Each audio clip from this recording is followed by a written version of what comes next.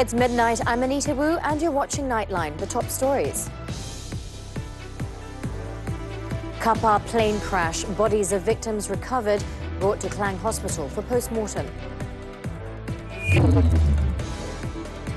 And Indonesia in final stretch ahead of world's biggest single-day election.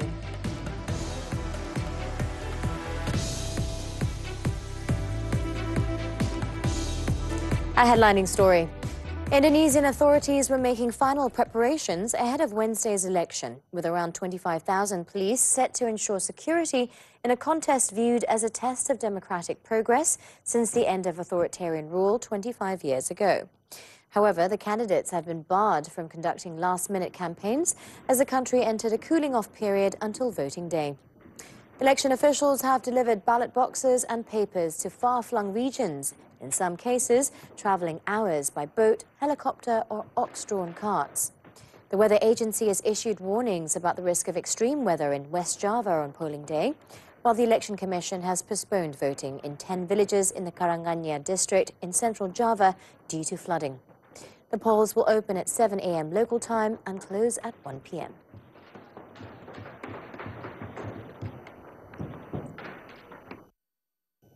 In just a few hours, Indonesia will decide the future of the country in the world's largest single-day election. Millions of Indonesians will go to the polls in what has been dubbed a festival of democracy to pick their new leader, who can put an end to issues such as unemployment, poverty and corruption. Nightline's Adrina Lee files in this report. Ini baru pertama kali lah kalau untuk ini. Okey. Asalnya Bapak mahu macam mana Indonesia pada 4 Februari depan? Siapa lidernya? Kalau saya lider 02. 02? 02. Bapak mau lihat Indonesia bagaimana lepas ini? Saya mau lihat Indonesia lebih maju. Lebih maju dari ini, lebih maju untuk ke depan. Kita tak mau lagi ketinggalan negara. Kita mau sini ke 02. On Wednesday, over 205 million people will be eligible to vote in Indonesia, making it one of the world's biggest election days. There are over 220,000 polling stations across the country, and the count begins as soon as voting ends.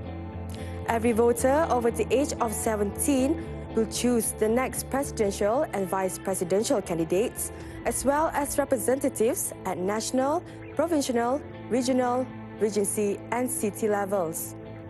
The 3 presidential and vice presidential pairings vying for the top positions include a former military general, a one-time academic, and a self-professed man of the people. One of them is Prabowo Subianto, a 72-year-old former military general and incumbent defense minister, who is now the front-runner in the presidential race after 2 bitter election losses. Prabowo is known as the head of Gerindra, a nationalist right-wing populist political party that has the backing of a coalition of other parties, including Golkar and the National Mandate Party. Prabowo is running for the top job for a 3rd time, having fallen short against Jokowi in 2014 and 2019. Since appointing Jokowi's eldest son, Gibran Rakabuming Raka, as his running partner in October last year, Prabowo's popularity has grown among the voters. Embarking on a rebranding campaign that involved engaging with young people through a strong social media presence, Prabowo is now gaining momentum. In a final pre-election survey released by the reputable indicator Politik Indonesia on February 9, Prabowo and Gibran received an electability score of 51.8%. In terms of political agenda, Prabowo and running mate Gibran have pledged to implement Jokowi's initiative to make Indonesia among the top 5 largest economies in the world by 2045, while to eradicate stunting, Prabowo had also pledged to construct 3 million new houses in rural, coastal and urban regions and initiate a free school lunch program, as well as transforming Indonesia's healthcare system. Also in the running is independent opposition candidate Anies Baswedan, a 54-year-old US-educated former Jakarta governor. Anies is running with Mohaimin Iskandar, who is the leader of the National Awakening Party, known as the country's biggest Islamic party, which has strong ties with Indonesia's largest moderate Muslim organization, Nahdlatul Ulama. Anies and Muhaimin are expected to gain substantial support from Nahdlatul Ulama followers, with Anies attempting to persuade his Islamist populist supporters, stating that he will not betray them. The pair came in second in the final pre-election survey with 24.1%. The duo's plan includes constructing 2 million new affordable housing units for informal workers and the younger generation, funds of up to 5 billion rupiah for each village in the country, as well as strengthening the anti-corruption agency by amending the law that regulates it.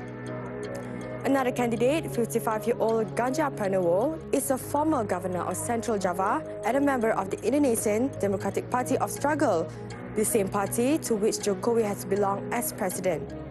Ganjar is running alongside with coordinating Security Affairs Minister Mahfud MD. The recent pre-election poll placed Ganjar and Mahfud third with 19.6%. Among the policy objectives Ganjar has offered include creating 17 million new jobs, expanding social welfare, as well as revitalizing the Association of Southeast Asian Nations and its decision-making process, particularly regarding the South China Sea disputes. Indonesia presidential election was never about policy. It is more about personality. And to make things worse is that all the three candidates, Prabowo, Ganjar and Anies, somehow or other has worked together with President Jokowi. So to see that changes, drastic changes, is very difficult. But all three candidates promise that the policy of Bapak Jokowi will be continued. So there won't be any drastic changes.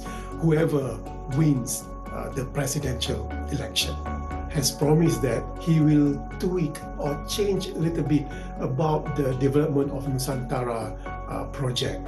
And we know that in this case, Sabah and Sarawak will benefit a lot from this particular development project. So depending on how the tweaking is done by Anies, if Anies is the president, the next president of Indonesia after Bapak Jokowi, it surely greatly affected Sabah and Sarawak in terms of geopolitics, in terms of economic policy. The presidential candidates must secure more than 50% of the vote in order to win. However, if no single candidate passes the 50% threshold, the top two candidate pairs will go into a second and final round on June 26. The new president will be inaugurated in October. While it is encouraging to see that all three candidates have outlined their objectives aimed at improving the country, the pressing issue at hand is whether they can deliver their promises and make new changes for the nation. Adriana Lee, Nightline, TV3.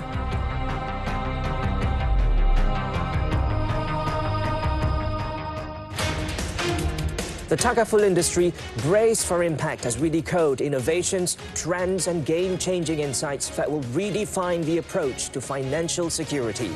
An exclusive journey into the heart of Malaysia's Takaful industry with Takaful Malaysia's Group CEO Nur Azman Zainal at 5 p.m. this Saturday on TV3 and stream also on Tonton.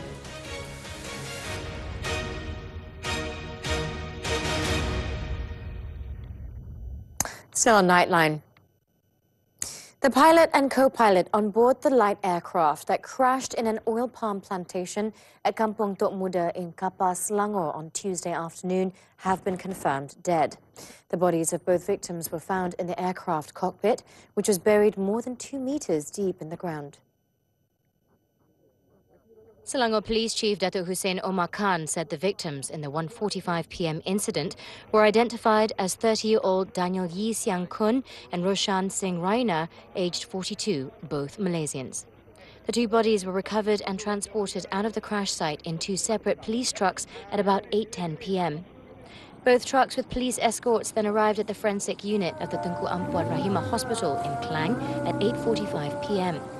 A spokesperson from the hospital said the bodies of the 2 plane crash victims are expected to be identified by their next of kin at 8 a.m. on Wednesday after the post-mortem process has concluded. The BK-160 Gabriel Line aircraft with the registration number IPOOC, which was operated by the Air Adventure Flying Club, took off from Sultan Abdul Aziz Shah Airport in Subang at 1:28 p.m. for a recreational flight. In a statement earlier, Civil Aviation Authority of Malaysia's Chief Executive Officer, Captain Datuk Nur Azman Mahmud, said the last contact made by the aircraft with air traffic control was at 1:35 p.m. and there was no distress call received when the incident occurred. The probe into the incident will be conducted by the Transport Ministry's Air Accident Investigation Bureau. A total of 150 personnel from various agencies were involved in efforts to retrieve the bodies, with the search for the wreckage conducted within a 50-metre radius. Meanwhile, an eyewitness said he saw the light aircraft flying low in an unusual pattern before it nosedived into the ground. According to 55-year-old Junaidi Nasiran, a resident of Kampung Tok Muda, he was changing the tyre of his car in front of his house, facing the location of the crash when the mishap occurred. Ada bunyi lagi lah, bila jatuh bawah tu senyap. Kita ada percikan api, cuma inilah tanah ni macam debu naik ke atas tu je. Selepas orang ramai datang baru saya tengok lah. Macam mana keadaan pesawat tu? Pesawat tu dia separuh badan dia dalam tanah lah. Separuh badan tu dalam tanah. Lebih separuh lah dalam tanah. He added that at the time he tried to look for the victims but could not spot anyone. One resident who lives about 150 meters from the crash site also reported hearing a loud explosion and feeling a tremor, initially thinking it was an earthquake before learning about the plane crash.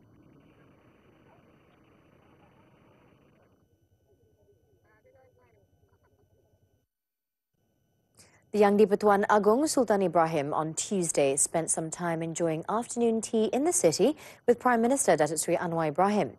According to His Majesty's post on Facebook, the afternoon tea followed an audience granted to Anwar at Istana Negara earlier. His Majesty personally drove the Prime Minister from Istana Negara to Paul, the French bakery and restaurant in Pavilion Kuala Lumpur, for the afternoon tea. Before leaving, Sultan Ibrahim and Anwar also spent time watching a lion dance performance in the mall.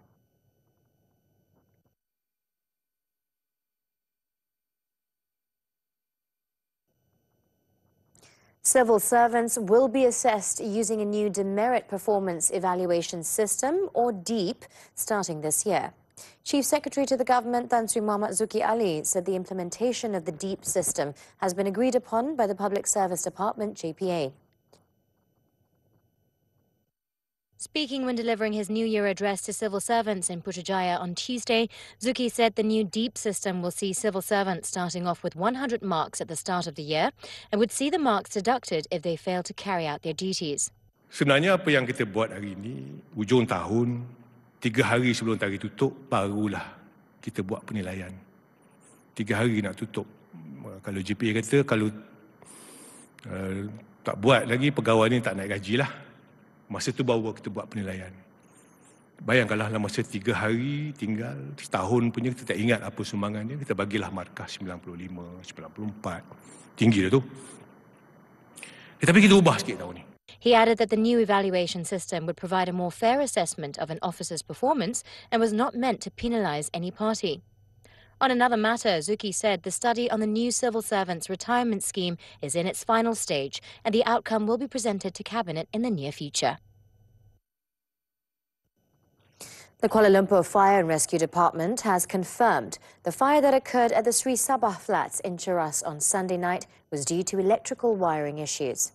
Its director, Muhammad Saleh Abdul, said that the blaze started in Unit 3 on the 17th floor of Block 70. Dipahamkan semasa kebakaran, unit tersebut tertutup di pintu depan, pintu belakang lah. Jadi dari segi makluman awal dari segi pihak-pihak publik mengatakan kebakaran disebabkan bunga api dan lain-lain itu adalah tidak benar lah. Speaking at a media conference on Tuesday, Saleh explained that based on forensic investigation, the fire was caused by overloaded electrical wiring in the distribution board before it spread to units 2 through 6. He also clarified that it was the hose reel system, not the fire hydrant, that could not be used. In this regard, he said the JBPM would set up a task force to conduct thorough inspections at all flats under the Kuala Lumpur City Hall, DBKL supervision, to prevent the recurrence of such incidents. The total loss is still under investigation. In the incident, 5 residential units on the highest floor of Block 70 were destroyed in the fire, with no fatalities reported.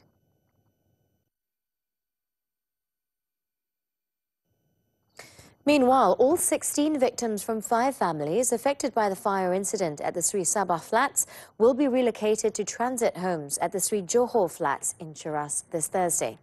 Minister in the Prime Minister's Department for Federal Territories, Dr. Zaliha Mustafa, said that the victims can reside in the transit homes for a period of 6 months to 3 years. Rumah transit itu kita adakan di beberapa unit di flat Sri Sabah sendirilah. Sri Johor, Sri Johor. Di flat Sri Johor, yang itu yang telah kita kena pasti untuk menjadikan dia sebagai rumah transit. Semuanya semua di sana. Ya, semua di sana. Semua di sana. Dr. Zaliha said this to the media after visiting the victims at the temporary evacuation centre at Sekolah Kebangsaan Sri Cheras on Tuesday. She added that the DBKL will repair the damaged units, but the owners will be responsible for the interior parts of their respective homes. Also present at the temporary evacuation centre were Bandar Tun Razak MP, Datuk Seri Dr. Wan Azizah Wan Ismail, and Deputy Women, Family and Community Development Minister, Datuk Seri Nuraini Ahmad. A total of 7,300 ringgit in cash donations and basic necessities were also distributed to the 5 families involved in the incident.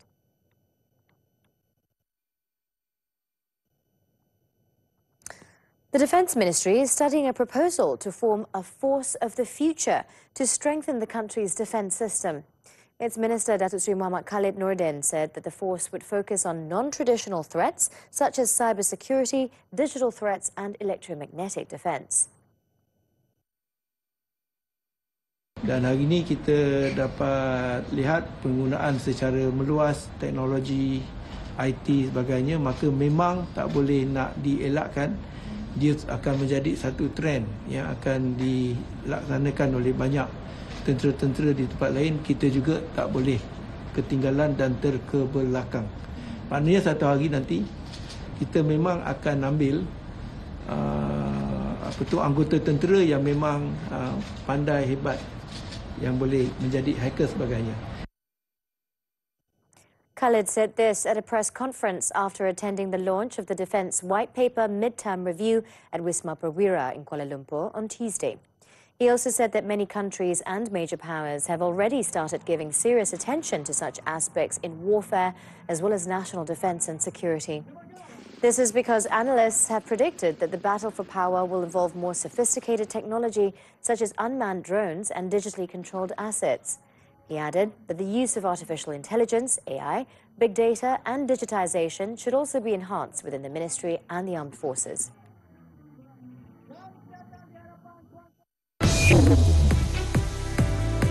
Up next on Nightline, no sign of new government in Pakistan. News from the foreign front when we return. Stay tuned.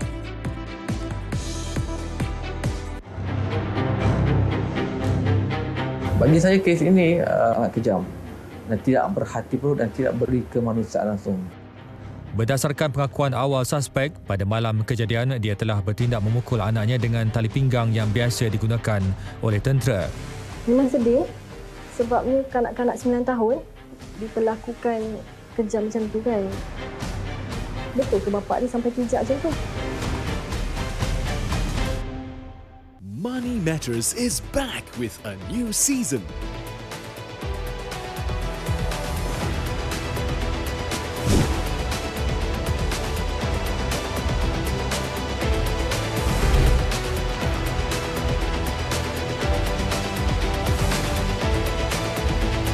Your key insights into finance. Money Matters. Every Saturday, 5 p.m. Only on TV3 and stream now on Tonton. Front. Pakistan's former Prime Minister and leader of its largest party, Shehbaz Sharif, said on Tuesday that independent candidates backed by jailed former Prime Minister Imran Khan are welcome to form a government if they can prove their majority in Parliament. This after it was reported that at least 10 independent candidates who had won Thursday's National Assembly elections have declared support for Nawaz Sharif's Pakistan Muslim League Nawaz or PMLN party. Shehbaz added that if the Khan-backed independent candidates cannot do that, other parties will go ahead and form a government, and that his party is talking to other groups to form a coalition. In the absence of a clear winner in the general elections, the PMLN and Bilawal Bhutto's Pakistan People's Party, PPP, have deliberated on the possibility of appointing prime ministers from either party for 3- and 2-year terms at the helm. Jailed former Thai Prime Minister Thaksin Shinawatra is to be freed, possibly as soon as the weekend, just 6 months after returning from 15 years of self-imposed exile. In confirming the matter, Thailand's Justice Minister Tawi Sotsong said Thaksin is one of 930 inmates who have been granted parole this month. He said that the former Prime Minister became eligible for parole as he falls into the category of an inmate aged over 70 years old and/or has a serious chronic illness. In addition, the minister added that he has already served more than half of his sentence. In the meantime, the Corrections Department is working on a date for Thaksin's release. The announcement caps an extraordinary decades-long political saga that will see the return of one of Thailand's most controversial political figures to everyday life. Thaksin returned to Thailand from a 15-year self-imposed exile on August 22nd last year and was sentenced to 8 years in prison for conflict of interest, abuse of power and corruption during his time in power.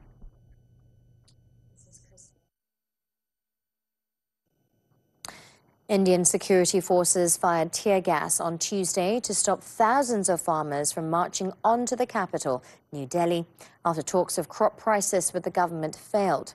Security in the capital was tightened after farm unions called for protests a day after talks with ministers aimed at securing minimum prices for a range of crops failed. Police have set up a fearsome blockade of metal spikes, cement and steel barricades on the highways from 3 surrounding states leading to the capital. Public gatherings of more than 5 people have also been banned in the capital. And farm unions are seeking guarantees backed by law to provide more state support or buy crops at a minimum price. They also want the government to honour a promise to double their income.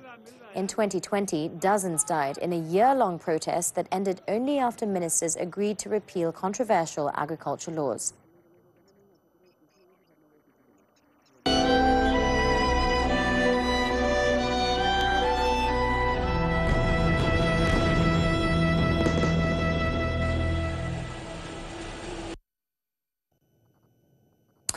Gaza's Ministry of Health has warned that the situation at Nasser Hospital in Khan Yunis is getting worse. This after a school in the vicinity of the medical facility was targeted by the Zionist regime and caught fire.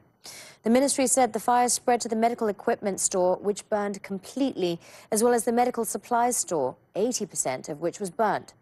Israeli forces renewed their calls to evacuate the displaced residents from the hospital, while medical personnel and patients would remain.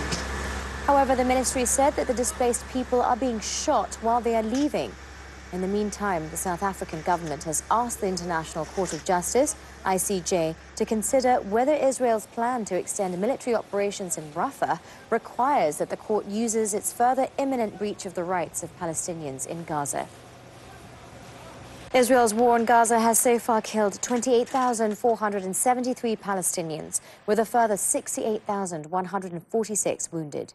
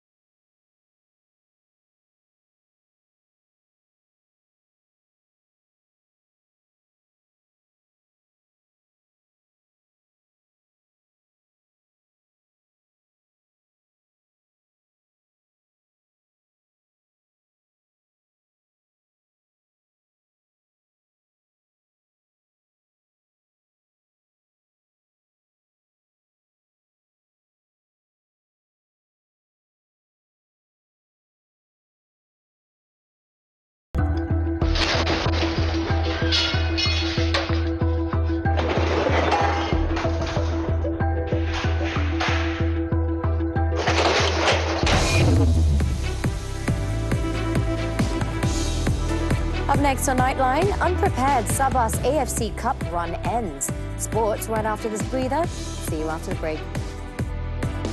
pembunuhan yang paling kejam yang pernah berlaku di negara ini lah. Dia diseksa. Itu yang saya tak boleh nak lupa. Keadaan masa tu nampak kelang kabut sikit. Memang sedih. Kes itu menggemparkan negara. Ada sesuatu yang sedang berlaku di sana lah. Kita nak cari kebenaran. Menyoroti kes-kes yang pernah menggemparkan dunia dan Malaysia, segalanya akan dirungkai dalam Fail Mahkamah setiap Rabu 9 malam. Terbaharu di TV3 dan stream sekarang ditonton. Kes jenayah seksual kanak-kanak semakin lama semakin membimbangkan. Memaparkan gambar anak-anak di sosial media ni sebenarnya mengundang bahaya. Adakah ibu bapa yang patut dipersalahkan? Cuaca panas mampu mengundang pelbagai penyakit. Jaga-jaga di luar sana. Perasan tak harga street food lebih mahal berbanding harga di kedai makanan? Dan soal wang, wasiat dan faraid semuanya di MHI Isnin hingga Jumaat 9.30 pagi hanya di TV3. Dan stream juga secara HD di aplikasi Tonton. Sports news now. Football, the 2023-24 AFC Cup. Sabah FC's campaign came to a disappointing end following a 3-0 loss to Australia's MacArthur FC in the ASEAN Zonal semi-final in Sydney on Tuesday. MacArthur broke the deadlock in the 40th minute when skipper Ulysses Davila drilled the ball into the near post, beating Sabah's goalkeeper Khairul Fahmi Chetmat. The Bulls doubled their lead just 1 minute into the second half through youngster Jed Drew, who dribbled past 3 defenders before unleashing the shot. MacArthur remained clinical in the finishing department, with Drew sealing the 3-0 win with his second of the match in the 80th minute. The Bulls will face Central Coast Mariners in the ASEAN Zonal final to decide who will face India's Odisha FC in the Interzone semi-finals next month. In another match, Al Rifa squandered their lead and settled for a 1-1 draw with Al Nahda in the semi-finals of the West Asia Zone on Tuesday. After a goalless first half, Ali Abdullah Hassan Haram put Al Rifa in the front in the 62nd minute with a brave header. However, Integi levelled the score 15 minutes later by nodding the ball into the net following a rebound from his earlier attempt. Al Nahda will host the second leg of the tie on February 19th, with the victors facing either Al Ahad or Al Karaba over 2 legs of the zonal final in April.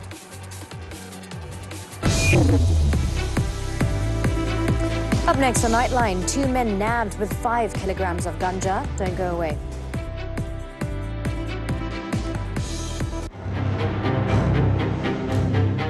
Bagi saya kes ini sangat kejam dan tidak berhati perut dan tidak beri kemanusiaan langsung. Berdasarkan pengakuan awal suspek, pada malam kejadian dia telah bertindak memukul anaknya dengan tali pinggang yang biasa digunakan oleh tentera. Memang sedih sebabnya kanak-kanak 9 tahun diperlakukan kejam macam tu kan. Betul ke bapak dia sampai pijak macam tu? 이번에 한국에서 패싱 대회가 열리는데 Wah, berututnya lengan dia. Jago gusti tangan ni jangan main-main. Sampai terbang ke Korea demi mencari kemenangan. Tapi lain pula yang dia jumpa.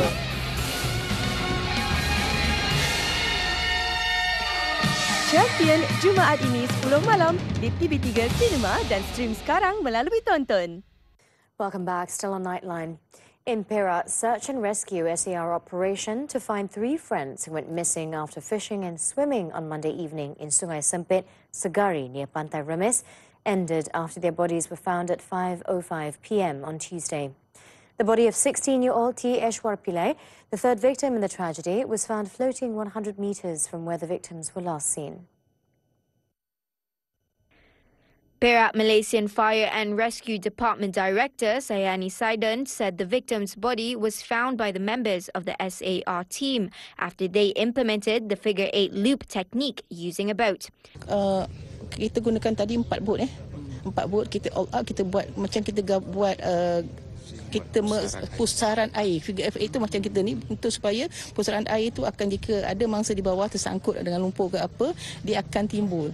So usaha yang kita buat yang macam tu, kita 4 bot dia buat figure of 8 itu untuk mengganggu pusaran air dan 2 buah bot lagi dia akan lalu untuk buat searching sekiranya mangsa timbul. Earlier on Tuesday, the body of the second victim, G. Sarath, aged 16, was found stuck in a fishing net at about 12:40 p.m. The body of the first victim, 14-year-old Chu Darumaraj, was found at 9:05 a.m., about 500 meters from the location that he and his friends were reported missing. In the incident on Monday evening, the three victims had gone fishing at the location before they decided to swim in the river. Over in Perlis, police nabbed 2 local men and seized 5 kilograms of ganja at the main entrance of a duty-free complex in Padang Besar on Friday. District Police Chief Assistant Commissioner Muhammad Shukri Abdullah said the first suspect, aged 23, was detained after he was spotted behaving in a suspicious manner while sitting on a motorcycle near the building at 1:20 p.m. He added that during inspection, police found 5 slabs of ganja wrapped in red aluminium foil inside the suspect's bag, estimated to be worth 15,500 ringgit. Following the arrest, authorities managed to detain another suspect, aged 36, near the same location less than 24 hours later. Based on initial investigation, police believe the second suspect is the mastermind of a drug trafficking syndicate who is also wanted by cops for 3 drug-related cases, while the first suspect is a runner who was paid 2,000 ringgit to smuggle in the drugs from a neighbouring country. Both suspects, who have previous criminal records and tested positive for methamphetamine, have been remanded for a week to facilitate investigations under the Dangerous Drugs Act.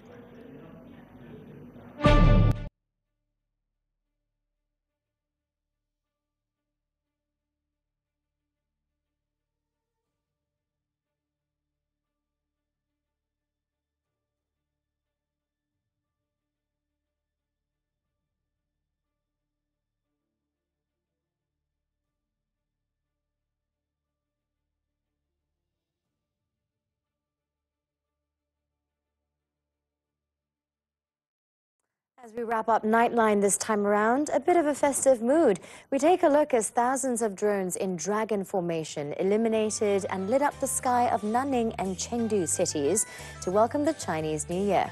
With that, I'm Anita Wu. Thank you for tuning in and be well, Malaysia.